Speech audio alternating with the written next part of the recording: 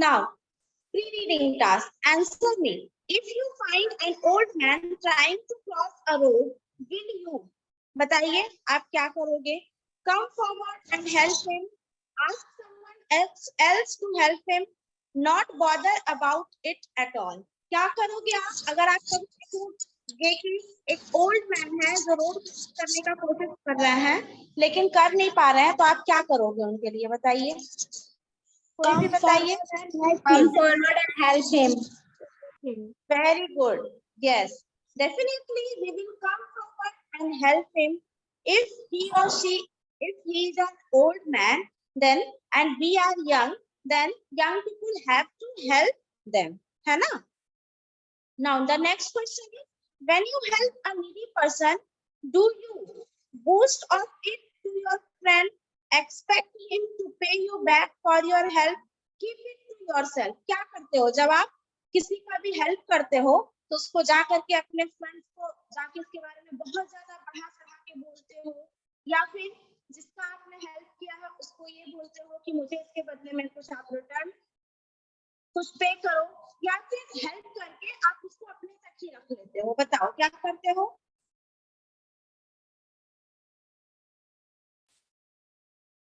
बताइए। मैम अपने अंदर में रखते हैं। Keep it to yourself. Keep it to yourself. Yes, very good. So all these are the moral values that we should keep in ourselves. So now let us proceed towards the chapter. अब हम लोग chapter start करते हैं. Now read the story of a boy who helped the needy and finally got rewarded for his goodness. So basically this is the story of a boy who always helped the needy people, who always helped the needy person, and at the end he got reward for his goodness. उसने जो भी अच्छा किया था उसके लिए उसे reward मिला. ऐसे बोला जाता है ना, आपने अक्सर एक हिंदी में कहावत है, आपने सुना होगा, नेकी कर और दरिया में डाल. मतलब हमें क्या करना चाहिए? हमें हमेशा अच्छा काम करना चाहिए और उसके बारे में भूल जाना चाहिए. ऐसा नहीं कि हमें उसके फल की इच्छा करनी चाहिए. अगर आप अच्छा काम करोगे तो one day definitely you will get the good result of your deeds. आप जो काम करोगे उसके अच्छे फल आपको मिलेंगे. सो now let's start the story. Once upon a time there lived a peasant who had 7 sons and plenty of land. एक समय की बात है. Once upon a time there lived a peasant.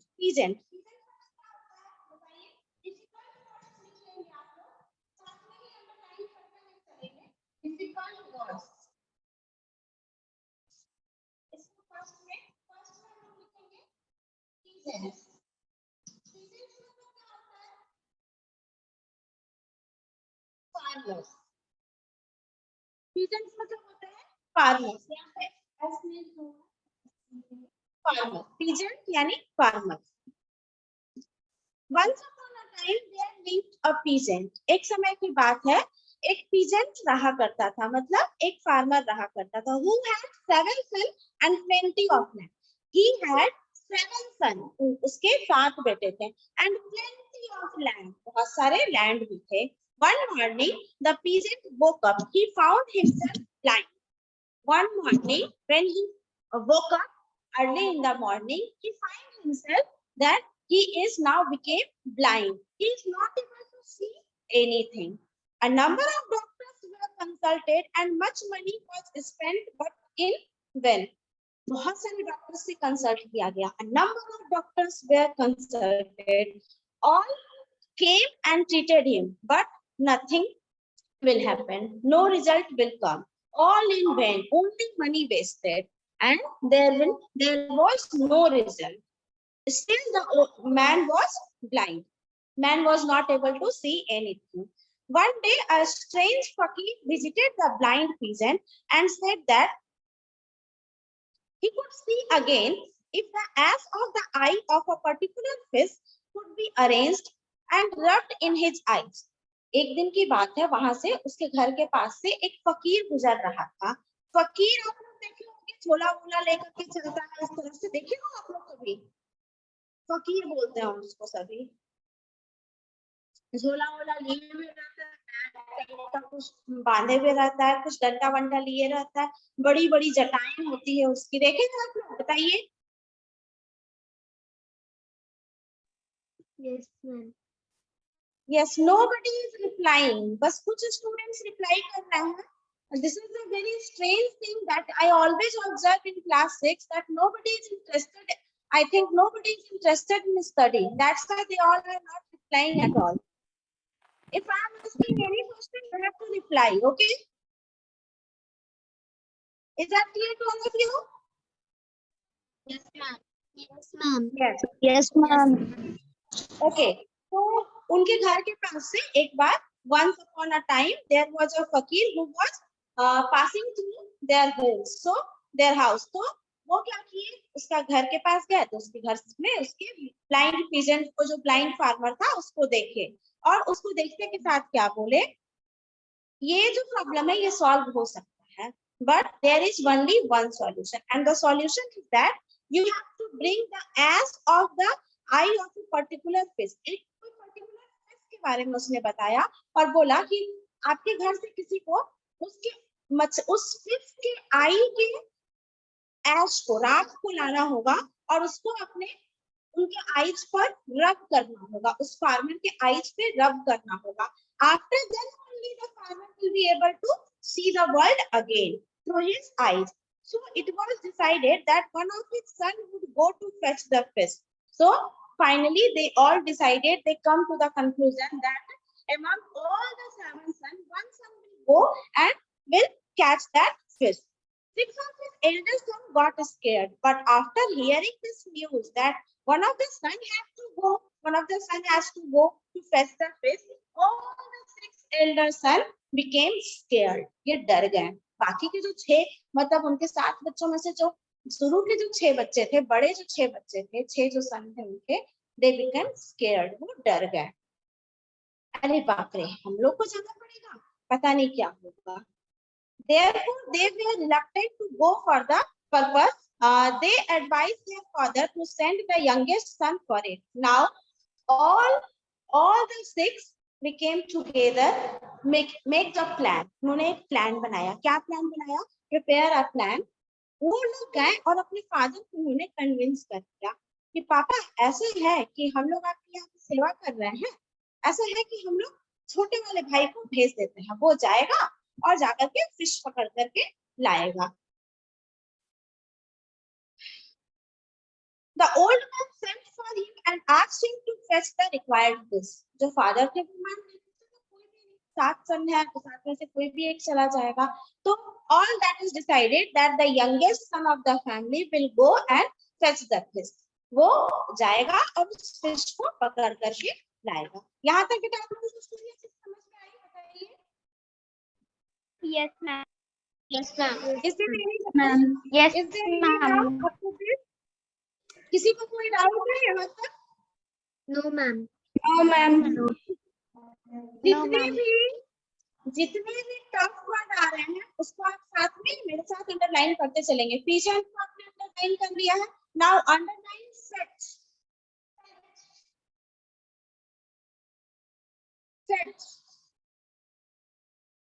And with the help of your dictionary, try to find out the word meaning, try to find out the synonyms of all the difficult words. And one more thing I want to advise you, that keep one pocket dictionary every time with you.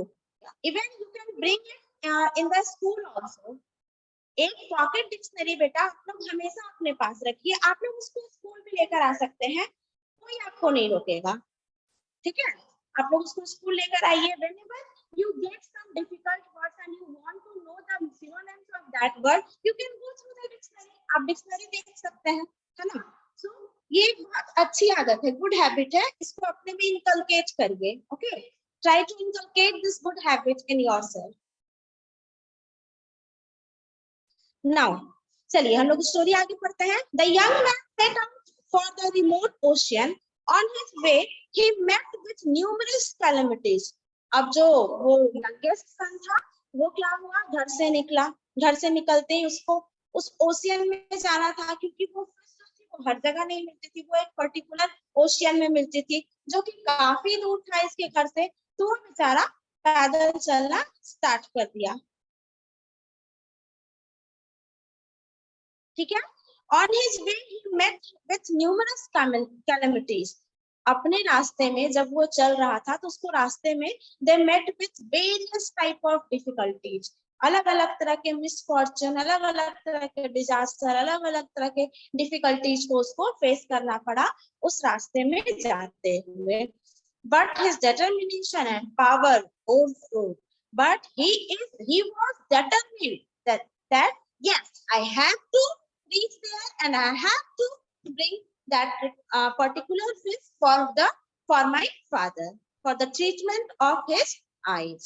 मुझे जाना ही है, मुझे वो इसको पकड़कर लाना ही है ताकि मेरे पिताजी की आंखें ठीक हो सके। So he was totally determined.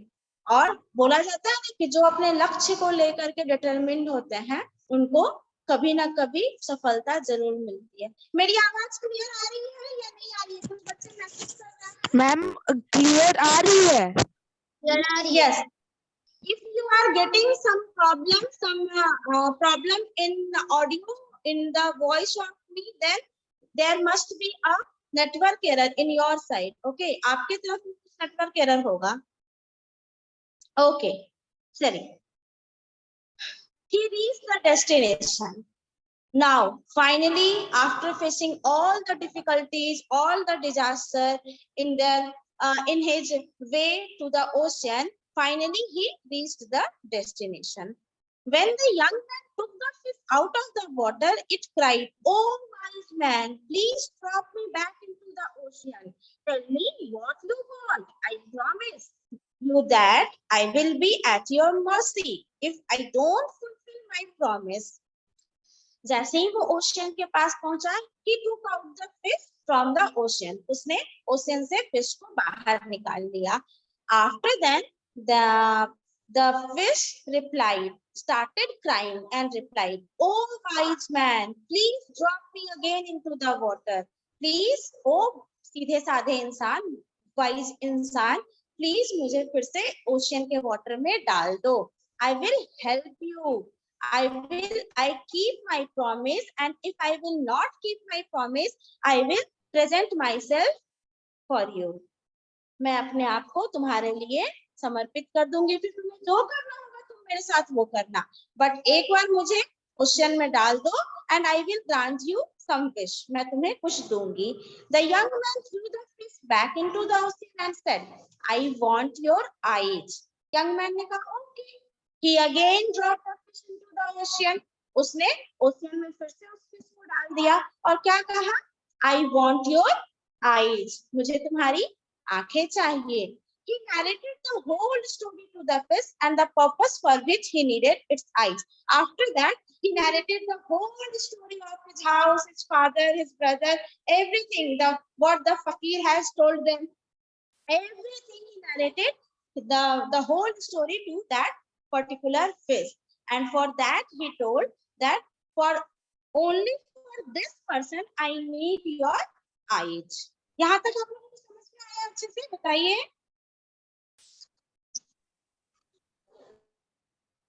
Yes, ma'am. Yes, ma'am. Yes, ma'am. Yes, ma'am. किसी को कोई Yes, डाउट ma'am. आप लोग पूछ सकते हैं बीच में, अपने माइक को ऑन करके आप लोग पूछ सकते हैं। Okay, now let's proceed forward. I am at your mercy, my lord. If you are determined to take out my eyes, I am ready. But if I restore your father's eyesight without losing my eyes, will you spare my life? It asked. Now the fish replied, I am at your mercy. I am before you. You can hold me. You can take me to your home. But one thing I want to say, if I will solve your problem. I will restore the eyesight of your father without losing my eyes. Then will you spare my life? Now fish is asking to the young man, if I will restore the eyesight of your father, अगर मैं तुम्हारे पिताजी की आंखों की रोशनी वापस ला दूं, without losing my eyes, बिना अपनी आंखों को खोए, तो then will you spare my life? क्या तुम मुझे छोड़ दोगे? उसने पूछा, how is it possible? The young man asked, is it possible? How is it possible? The young man asked to the fish, take some sand in your hand and touch my closed eyelids with it. Now the fish replied, yes, of course it is possible. That's why I am saying to you like this. Now take some sand, put sand उठाओ and touch that sand to my eyelids. मेरे eyelids से उसको touch करो. Take the same sand with you and touch the closed eyelids of your father with it. अब उसी sand को तुम अपने साथ लेकर के अपने घर पर जाओ और उसी sand को अपने पिताजी के फादर के eyelids से पलक से उसको सटाओ. He will get his eyesight back. Definitely your father eyesight will get back. उनके आंखों की रोशनी वापस आ जाएगी. I pray for your father's health. मैं तुम्हारे पिताजी, मैं तुम्हारे फादर के हेल्थ के लिए दुआ करूंगी. Remember me in your hard times. I may prove helpful to you. It said assuringly. और साथ ही साथ उसने क्या कहा कि that remember whenever you need any help, whenever you are in problem, whenever you are in need, definitely I will help you. Surely I will help you. Who said this to whom? बताइए क्या कौन किसने कहा इसको, इस line को किसको कहा?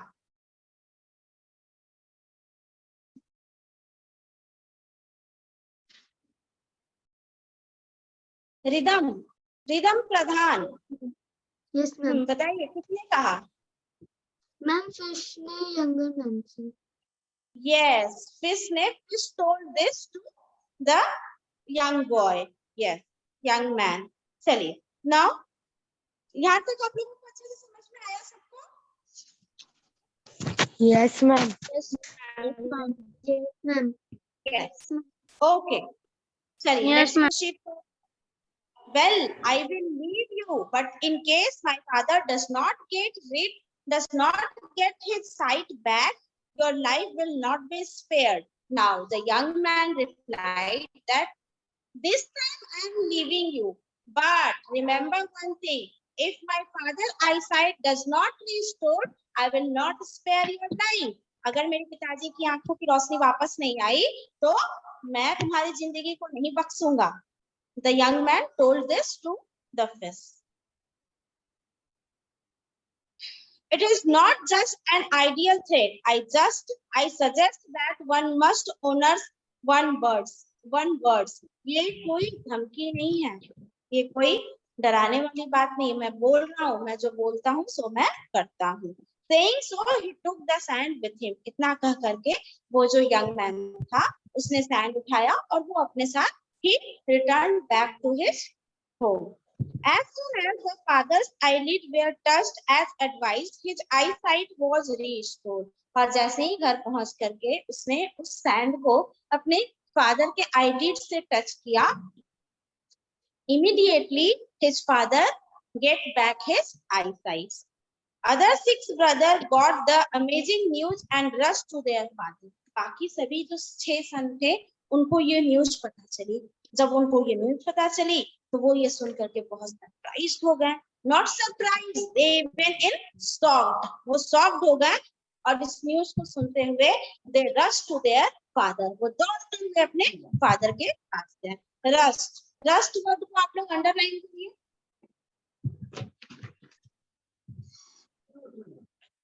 रस्ट वर्ड को अंडरलाइन करिए.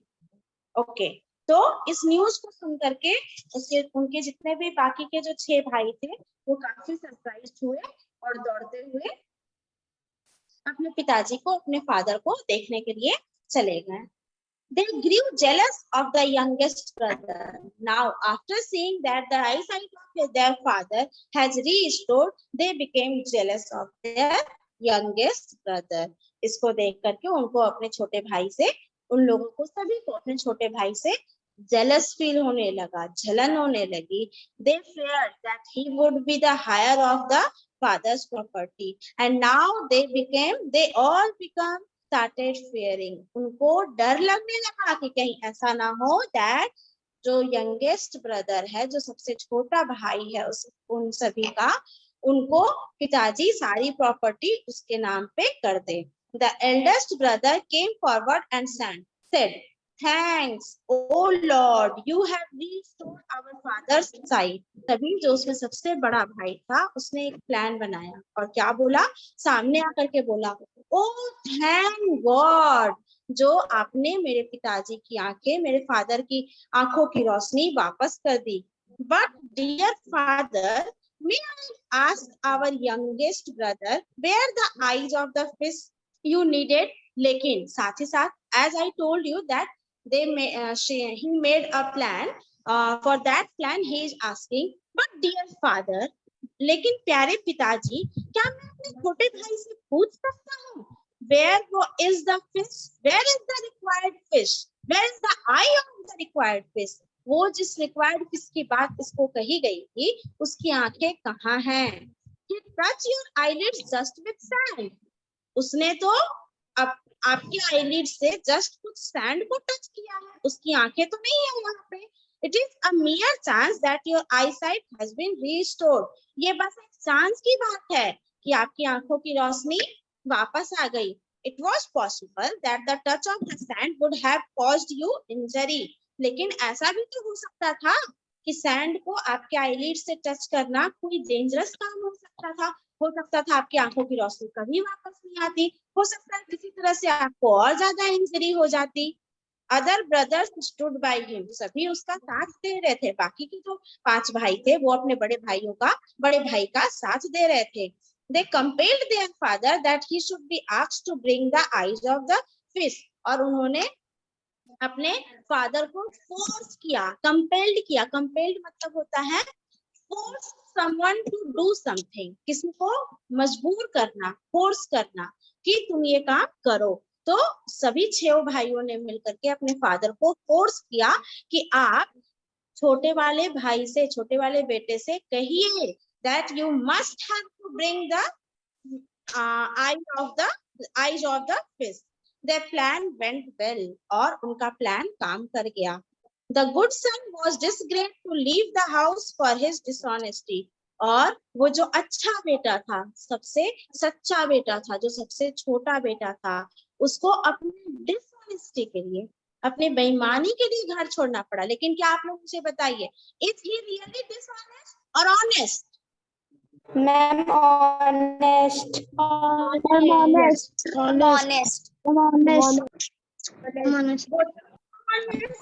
है ना, वो था ऑनेस्ट, लेकिन उसको सजा क्या मिली? डिसऑनेस्टी की सजा मिली, बेईमानी की सजा मिली. And the punishment was he has to leave the house. उसे घर छोड़ करके जाना था.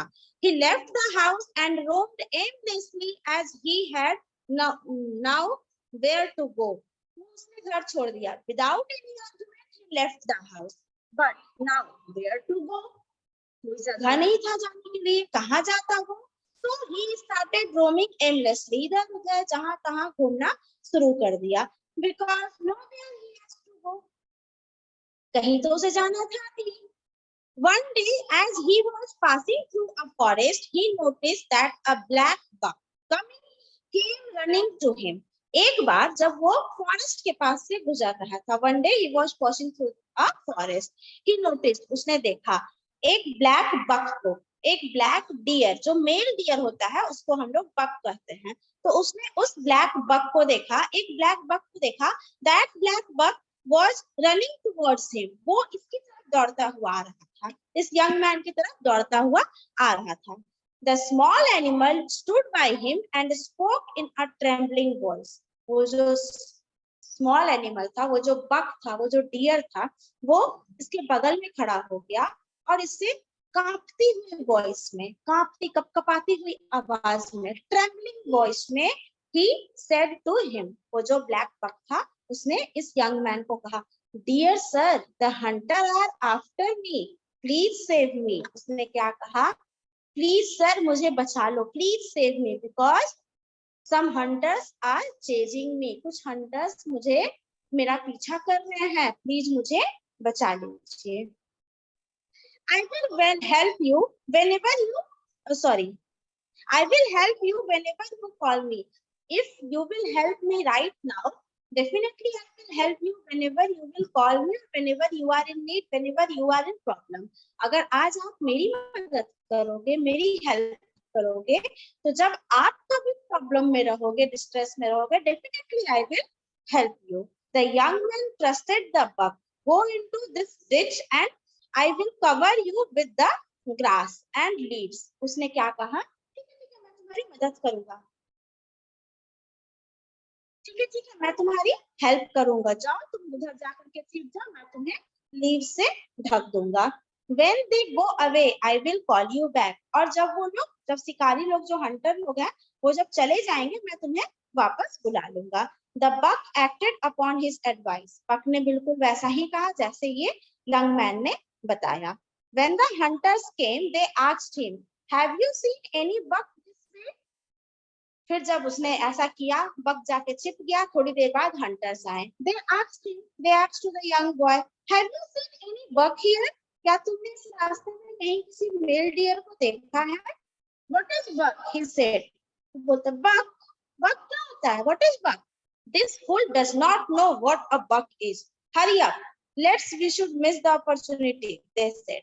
तभी शिकारी उसकी बात को, हंटर्स उसकी बात को सुनते हैं. अरे यार, ये तो इतना बेवकूफ है, इसको ये भी नहीं पता है कि बक का मतलब क्या होता है. कहाँ इससे बात करके हम अपने टाइम को वेस्ट कर रहे हैं. चलो come on, don't waste the time, otherwise we will miss the opportunity to catch that buck.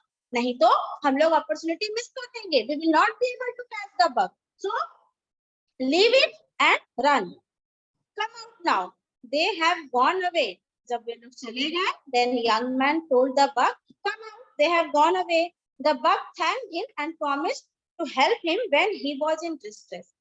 buck ने क्या कहा? जब बाहर निकला, जब उसे young man ने बचा लिया. "Oh wise man, thank you for your help. Thank you for saving my life. Now I promise to you, whenever you need any help, whenever you are in distress, you can call me. Definitely I will help you." The boy continued his journey. After talking to him, the boy again continued his journey. Boy जो था, वो अपनी journey को आगे continue करने लगा. यहाँ तक आप लोगों को स्टोरी अच्छे से समझ में आई? बताइए आप लोग. Yes, ma'am. Yes, ma'am. Yes, ma'am. Yes, ma'am. Okay. Now Yes, the ma'am. next part. Now the rest part of the story we will continue tomorrow. इसके आगे की जो स्टोरी है, we will again proceed tomorrow. Tomorrow हम लोग इसको पढ़ेंगे. But before that, listen carefully your homework. What is your homework? You have to read. You have to go through this chapter. You have to read this chapter very carefully, and wherever you get a difficult words, underline that difficult word with the pencil and write down that difficult words in your English notebook, and with the help of your dictionary, you have to find out the tough word meaning, the full meaning of that particular words, and you have to write that words in your English fair notebook. But remember one thing, you don't have to write Hindi synonym, because this is the English subject and you are studying in the English medium school, so you have to write English word meaning. Okay, is that clear for all of you? Yes, ma'am. Ma'am. Okay. Yes, ma'am. Yes, ma'am. Is there any doubt to anyone regarding today's class? No, ma'am. No, ma'am. No, ma'am. Ma'am हाँ बोलिए. Ma'am इससे पहले कोई chapter बचा हुआ है तो इसके बाद फिर ये सीख सकते हैं. अभी आप उस चैप्टर में लिख लीजिए, कौन सा चैप्टर बचा हुआ है? मैम चैप्टर 3 है लीजर, उसके बाद फिर 4 भी बचा हुआ है. अभी तो मैंने पूछा क्लास 6 तक वालों से कि चैप्टर 4 हो गया, तो उन्होंने बोला कि हाँ चैप्टर 4 हो गया. After that only I have started chapter 6 because I have already taught them, the student of class 6 up to chapter 5 we have already done, है ना? Student of class 6E. Ma'am आप सब तो चैप्टर करवा दिए, बस चैप्टर 5 नहीं complete हुआ है. हाँ चैप्टर 5 पोएम है बेटा. पोएम बहुत छोटा है, इसलिए that we will do in the offline classes. That's why we had proceeded forward. Okay. बहुत Okay. छोटा पोएम है, 15 से 20 मिनट में कंप्लीट हो जाएगा, इसीलिए मैंने उसको नहीं करवाया. Now in the next day we will proceed towards that. ठीक है? If you have any problem in doing the today's homework in that copy, then you can do it in your rough copy also.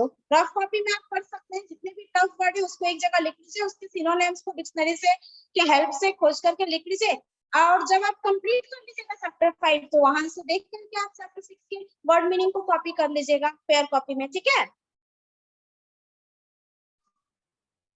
Is that clear? Yes, ma'am. Yes, ma'am. Okay then. Again tomorrow we will meet and we will proceed towards this chapter. We have to complete the chapter tomorrow. Okay. So that's it for today's class. Thank you and have a nice day. Bye bye to all of you. Bye, ma'am. Bye, ma'am. Bye, ma'am.